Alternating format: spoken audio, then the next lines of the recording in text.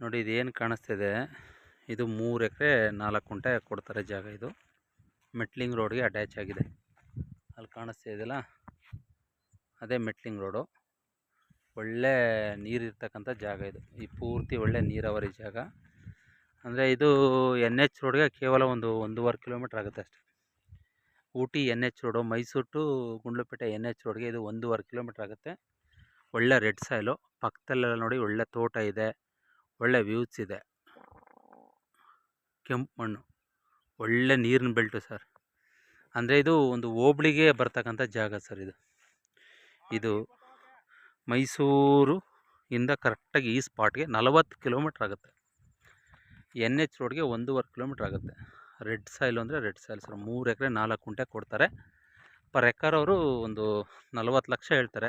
ಕುಂತ್ಕೊಂಡ್ರೆ ಹೆಚ್ಚು ಕಮ್ಮಿ ಆಗುತ್ತೆ ಸರ್. ಸೂಪರ್ ಜಾಗ, ಒಳ್ಳೆ ರೆಡ್ ಸಾಯಿಲು, ಒಳ್ಳೆ ನಿಮಗೆ ಖರಾಬು ಫ್ರಂಟಲ್ಲೇ ಕೂಡ ನೀರು ಖರಾಬ್ ಅಂತ ಬರುತ್ತೆ.